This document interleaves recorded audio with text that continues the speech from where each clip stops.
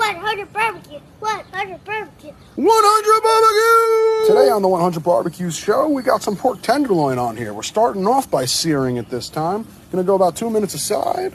Then we'll move it to that cooler side for about 20 minutes. That's after the first 2 minutes. Now we got them sitting on their sides as we try to get the next 2 minutes on this side, and then we're flipping at this top part. Now searing the last of this. All right, I lathered these guys up in barbecue sauce. Now we're gonna cook like this for maybe 20 minutes.